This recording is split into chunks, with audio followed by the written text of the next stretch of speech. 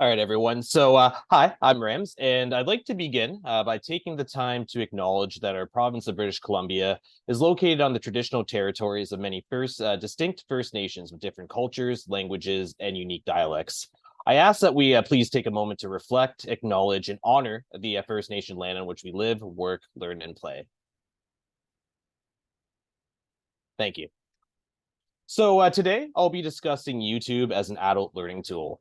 And specifically, I'll be evaluating the effectiveness of YouTube as a learning tool using the 4 E's: its ability to excite, educate, engage, and evaluate. And this evaluation will be made with the support of empirical evidence. But before I continue, I want to get a sense of everyone's familiarity with YouTube, so I'm going to send out a quick poll. All right, so just sending out the poll now.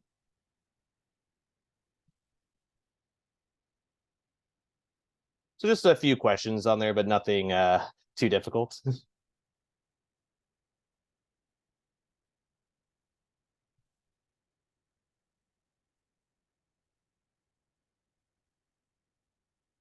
Awesome. So looks like I got some results here. Looks like we've all heard of YouTube. We've used YouTube. And yes, we've used it for both entertainment and educational purposes. So it seems like we all have a good idea of what YouTube is. So I'm just going to exit out the poll here. But here are some things you might not have known about YouTube. So since launching in 2005, YouTube has become one of the most popular websites in the world, with 83 billion visits monthly, second only to its parent company, Google. And as of 2022, there are over 800 million videos among 37 million channels. And 1 billion videos are watched daily by its over 2 billion users. So with the sheer amount of content available, its quick loading times, ease of use, and free access, YouTube is considered one of the most abundant resources of online videos. So to evaluate YouTube as an adult learning tool using empirical evidence, it's important to understand the concept that will lay the groundwork for most of the studies I'll be discussing. Digital natives is a term used by Mark Prensky in 2001 to describe the generation that grew up in an environment surrounded by technology, also known as the net or millennial generation. So the current definition of a millennial is someone born between 1981 and 1996, and as of 2023, millennials are between the ages of 27 and 42. So why millennials? Well, it was proposed that digital natives have expectations, preferences, and learning styles that reflect the technology-enriched environment in which they grew up in. In other words, it was theorized that millennials expect their instructors to use technology to some extent. Also, some of the earliest studies around YouTube were conducted with university and college students who were mostly millennials at the time. So researchers had a working definition of millennials and wanted to see if using emerging technology such as YouTube was effective in engaging and educating them. Also, given the fact that future generations were believed to become even more immersed in technology, examining millennials was seen as beneficial in guiding future directions for research, with many studies referencing digital natives and providing context for the research. So does YouTube excite learners? Well, one of the best ways to determine if YouTube excites learners is to ask them. And researchers have done this through surveys and interviews. In 2020, for example, Pratama surveyed 27 third semester college students studying English at Massom University. So they were given a questionnaire with various statements about YouTube and its effectiveness in helping with the learning process. And they were asked to indicate whether they agree, disagree, or feel neutral about the statement. So when given the statement, teachers should implement YouTube in the classroom as a learning tool, 82% agreed, 11% were neutral, and 7% disagreed. So Pratama found the overall results of the questionnaire to be positive and concluded that there was considerable interest in using YouTube in the classroom. They even concluded that it appears to be a must for students.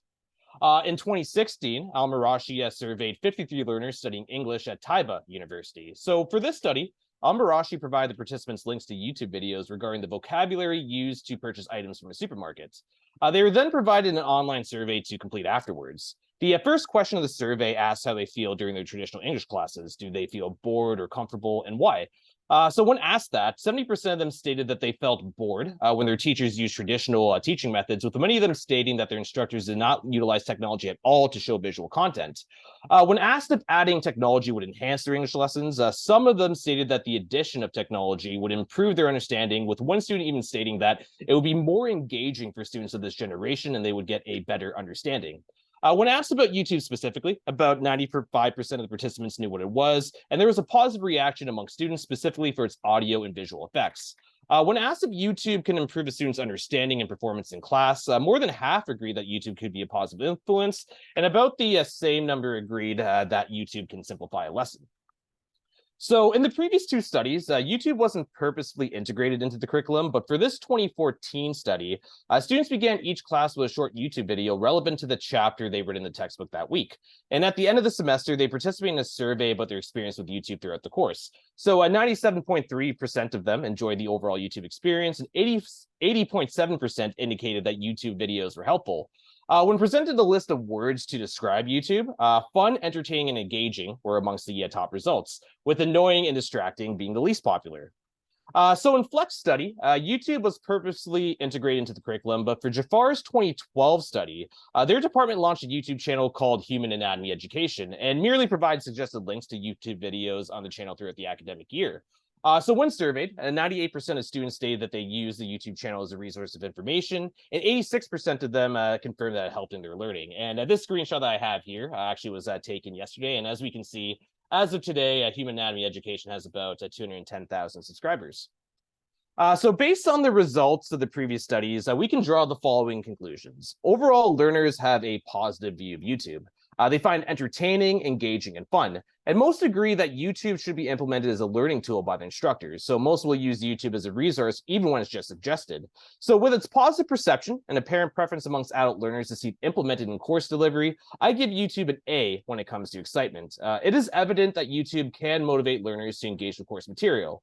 However, I didn't give YouTube an A+ in this category because even though we see that many learners in these groups view YouTube as enjoyable and entertaining, the numbers drop a bit when asked if it's helpful in their learning. If the videos aren't perceived as being helpful, this could hinder a student's motivation to engage with the course material. So instructors could account for this by regularly getting feedback from their students regarding the YouTube clips they are presenting and adjusting them accordingly. So, although the numbers drop among students when asked if YouTube is helpful, most learners agree that it is. So, how does YouTube educate learners? Well, YouTube videos can help draw attention to a specific concept and maintain a learner's attention on that concept through its audio and visual representations. They can also deepen one's understanding of a concept. One student interviewed by Al Marushi, for example, stated that there are YouTube videos teaching me how to learn or speak step by step. YouTube videos can also be paused and repeated, so they allow students to go at their own pace, which is also helpful in case they miss something that was said. So since YouTube is available practically anytime and anywhere, this media tool ultimately helps facilitate self-directed learning. So it allows learners to choose when they want to learn and how they want to learn by dictating the pace in which the information is delivered. So it grants the learner more agency in their learning. One student described it as being your own boss, learning your own way, on your own time, at your own place. And recommended videos can also help learners identify and pursue additional resources for their learning, which could theoretically contribute to lifelong learning, and videos continue to be recommended to them over time. So using YouTube for self-directed learning also has been shown to help learners evaluate their own learning needs, as Tyus found that 80% of learners would ask their teacher for help if they didn't understand a particular concept in a YouTube video. So since YouTube has been shown to be effective for self-directed learning, it is evident that it appeals to the learner's self-concept as per the first assumption of andragogy. Adult learners are self-directing. They want to be able to choose what they want to learn, how they want to learn it, and when they want to learn it, and the very nature of YouTube basically embraces this principle. So does YouTube educate learners? Well, YouTube videos can draw attention to and deepen the understanding of a specific concept. They do facilitate self-directed learning, and it embraces the learner's self-concept of being self-directed as per the first principle of andragogy. Overall, I would give YouTube's ability to educate an A-, and here's why. For YouTube to be an effective educational tool, instructors need to be critical of the videos they're selecting to ensure that they are relevant to the course material. For YouTube to be effective as a form of self-directed learning, instructors need to ensure that they are providing proper course terminology that students can use to search YouTube, as research has shown that learners tend to use very simple search terms that yield subpar results. Finally, adult learners aren't always self-directing, as they tend to show more dependence when entering a new area of learning. So relying on YouTube might not be the most effective for them, as the vast amount of content available could prove to be overwhelming. Nonetheless, YouTube does an excellent job of appealing to the adult learner's self-concept of being self-directing, and its other limitations can be overcome, making YouTube worthy of its grade in this category. So yes, I give it an A-. If we recall, though, a word that learners used to describe YouTube was engaging. So what makes YouTube engaging? Well, researchers believe that one reason YouTube videos are considered engaging is because they tend to provide audio and visual stimulation that tend to be missing from traditional lectures. And interviews from learners corroborate this notion. YouTube videos are great for me because I'm a visual learner. We don't need to read much text. So one thing to note is that all the participants in Tariq's study agreed that they would rather watch and listen than read for a long time. And they conclude that students are now visual learners as opposed to theoretical learners as a result.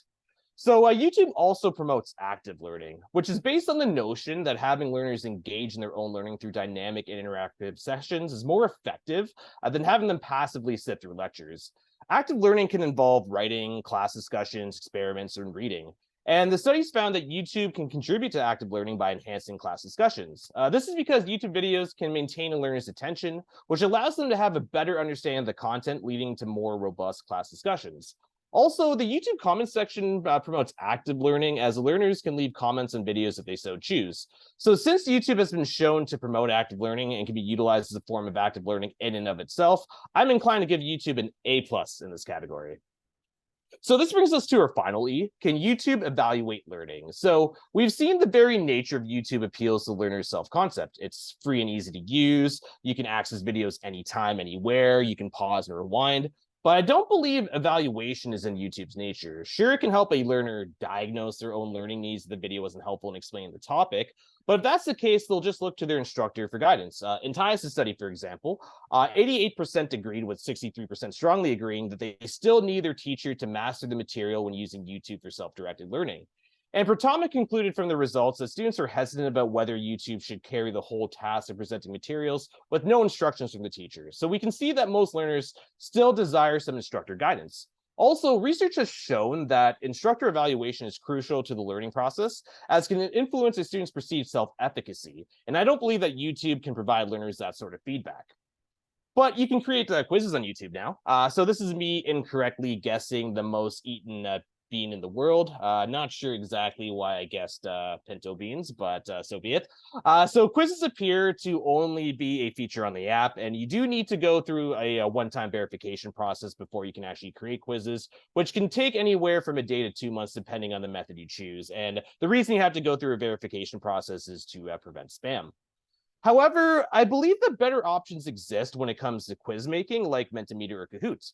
Also, I couldn't find any empirical evidence that supports the effectiveness of YouTube in evaluating and assessing learning. But there is evidence to support that it's helpful in self-evaluation. And one thing that's been helpful in maintaining YouTube's longevity over the years is that it's kept up with the times and evolved, becoming faster and arguably better over the years. So maybe YouTube can one day be an effective tool in assessing learning. With that being said, I give YouTube a C- in evaluating, as it doesn't appear that this media tool was designed to do that, but I do see potential for the future. So overall, as an adult learning tool, I give YouTube a B+. There is empirical evidence to support that YouTube's ability to excite, educate, and engage adult learners. However, this media tool wasn't designed to evaluate and assess learning. Potentially it can, but for now, YouTube is a solid learning tool that has a long way to go before it can replace instructor-led learning. And here are my references, and have a bit more references here. Any questions? Hi, Ramiz. I don't know if Yuki has any questions, but I'm going to jump in. Okay. Thank you for that presentation. That was the first one I've ever watched. So that's great to be able to see somebody who's bit the bullet and has lots of research to back it up.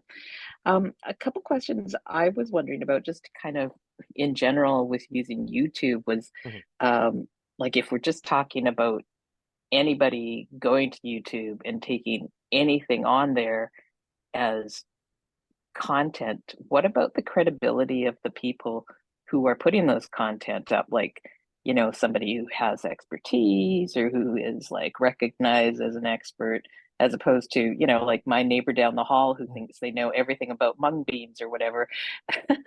So there's that. And then yeah, the validity of the information. Like I worry about so much misinformation being spread about by social media, and then and if we, I mean, of course, as educators, we're going to be much more savvy and critical, use critical thinking about what we select. But just if learners are self-directed and they're just picking stuff, cherry picking information out of YouTube.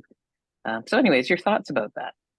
Yeah, actually, so I did come across an article that did discuss that a bit. I'm not sure if I listed that in my references because I don't know if I took a lot from it, but One thing that they did research was the search results that people tend to yield. And from there, they found that a lot of learners that go to YouTube, when they do search up YouTube videos, they tend to select the top videos that come up, sort of like with Google, where they select like the most recent results or the most relevant results at the top. So with YouTube videos, students tend to do that as well. So for example, they'll tend to choose a video maybe from like the first page of results, and research that's been done in the topic so far has shown that that doesn't seem to have an actual impact on their performance in class, but that is still like an issue, right? Whether or not the resources are credible. But so far, the research has gone into it. They did say that students, they do tend to choose from the top results. And so far, they haven't seen any meaningful impact on the results of their performance in class, right? But I believe, Kim, that is a really good point because, yeah, anybody can upload to YouTube, right? So, I mean, the credibility does need to sometimes be thought about when you're trying to use YouTube as like a resource of information.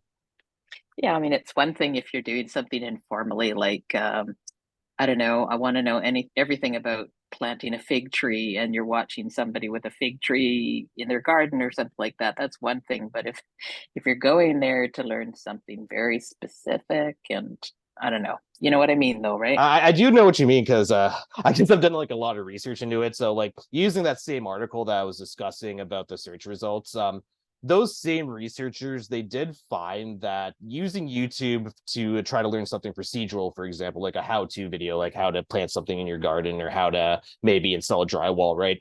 That type of learning through YouTube, it seems to be more effective than trying to learn something conceptual. So if you're trying to do like abstract learning through YouTube, it tends not to be as effective. So that's what the researchers also found as well, that the type of learning, whether it's procedural or conceptual, right? YouTube is more effective in procedural teaching, if that makes sense. Yeah, that's a good point. And I'm gonna be quiet now so that Yuki can say their question. I guess Yuki's been very patient. Yuki, what's your question? Okay, first off, let me figure out. Okay, I lower my hand. Okay, I have to really comment on your voice because your presentation, your voice is just full of dynamics. I really like it, and it's a lot of information within this. I don't know, 15 minutes, 17 minutes presentation. I really appreciate everything you offer in this presentation, and following what Kim has mentioned about the credibility of say the YouTube channel, what do you call that? Blogger or Yeah. because like I just put in the chat about this channel that I was here and there. I saw this guy and and it turns out I think very recently his channel was like putting a disclaimer saying that his suggestion maybe is not entirely, from like say professional perspective, but more like maybe common sense whatsoever. So I think there's a delay between the YouTube platform, how they monitor your channel contents, or how many viewers submit say claim or whatever comments that will either take your channel down or do something to your channel in that way. But Yeah. it's a very I would say very controversial topic, which makes me wonder, and this is actually a question as well, is that okay, so between YouTube, which is a platform that has everything, of course, people learn it, people use it for educational purpose, and some platform like say LinkedIn Learning or Coursera or those MOOCs platforms. What made you think that YouTube could have more advantages in that way with providing educational resources? So you're asking if what advantages YouTube has over something like LinkedIn Learning, for example? For example, LinkedIn Learning would be just solely on, say, giving people training and giving people educational courses whatsoever. That kind of resource is very purposeful. However, YouTube has everything, right? And it could be Yeah. very, to me, I rarely use it because a lot of advertisement, very distracting. So in that way, what do you think YouTube has more? What do you think? Like, do you think YouTube has more advantage in that way compared to other platforms? I think the thing that gives YouTube maybe an advantage is the fact that it is very well known, right? So YouTube is like technically the second most visited website in the world currently, so it's only behind Google. So it's very well known, and I think it's just something that people usually default to, right? And because it's typically free to access, even though like there are advertisements, right? And it's easy to use. I think in that sense, it sort of has an advantage, but I don't know if it's necessarily better than LinkedIn Learning, for example. I think it's just more known, so people tend to go towards things that they're familiar with, right? But I'll be completely honest, I'm not completely familiar with LinkedIn Learning. So I've used like LinkedIn itself, but I'm not completely familiar with LinkedIn Learning. So I can't say that YouTube has an advantage over these things. What I can say is that YouTube is more well known, so therefore it's probably going to be used more because people are just more familiar with it. I don't, Okay. if you don't mind, I'll just add a comment. Just I think LinkedIn Learning is kind of more targeted for people who are looking for something a little bit more, I want to say academic for lack of a better word. And to me, YouTube has such a broader scope. So I mean, I think LinkedIn Learning would be generally for adults. I can't imagine any kids would go on there, but like say No. YouTube, a kid could just go and go, I don't know, they want to know everything about Xbox or whatever, right? Or the beginnings of the Marvel comics or something like that. They can get on there besides adults. And then again, I think the range of topics plus the um like I mean, you got everything on there, like from music Yeah. videos to like how to's to to the one that Yuki posted, and that actually was a really good suggestion or topic because that is it. Dr. Berg, is that the name of the guy? Yeah, Yeah, Dr. Eric Dr. Berg, Berg. yeah. Yeah, but I mean, the fact that he's coming on as like a diet health expert, I mean, to me, there again goes back to the credibility and the validity of information. Like, I am always very skeptical about people who are putting information up about health and medical information because, if somebody just follows stuff without thinking it through, or, I mean, even the former president said you could squirt bleach into your lungs and that might cure COVID, right? So, you know what I mean? Like, Yeah. it worries me, especially about the health aspect. At least if you see somebody kind of like making a fool of themselves on YouTube, you kind of go, okay, maybe this guy doesn't really have as much expertise as he says he does. But anyways, good points, and I just wanted to chime in. So sorry to steal your limelight there, Yuki. No, it's all good. I really like the way how you talk about it, and what I have also noticed with a lot of like those educational platforms channels on YouTube, I have noticed, for example, there's a one Photoshop guy that I was following, and he's slowly promoting his own website.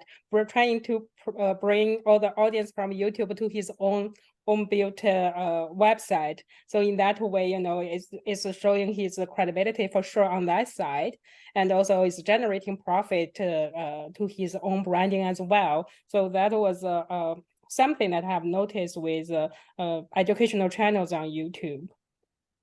Yeah, I'll be honest, when going back to like credibility, right? I think that's just the nature of the internet. I remember just growing up, for example, and my teachers would always be telling me to be skeptical of the resources I'm using. Like, for example, they say maybe don't trust Wikipedia that much because anybody can just go in and kind of edit things and things like that, right? So I think YouTube kind of just falls into that trap of the internet in general, where there are going to be some things that are credible, some things that are not credible, and I think it is up to like the learner to try to use critical thinking to discern between what's credible and what's not credible. And as we kind of learned with my presentation, right, a lot of learners still want that instructor guidance, right? So I think instructors, if they are going to utilize YouTube as like a learning tool, right, they're going to have to ensure that they are also looking into the resources that they're providing to ensure that they are credible for their students.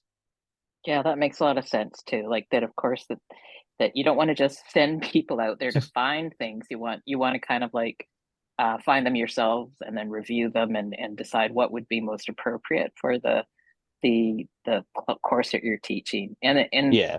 And one other point I was just going to say that it would be supplementing the learning and the Mhm. teaching, not the sole piece of the learning and the teaching. Yeah, exactly. One thing I found with these studies, right, is that even though we are becoming more immersed in technology, using things like YouTube more, there's still something about just having an instructor, an actual person guiding you and getting that feedback from them, right? So I think YouTube and all this technology has a long way to go before it can actually replace human instructors, right? Yeah, absolutely. Well, thank you very much. I'm going to say goodbye because I think our 30 minutes is up, and I wish you good luck with your assignments, and be nice to me too when I my presentation if you happen to watch it.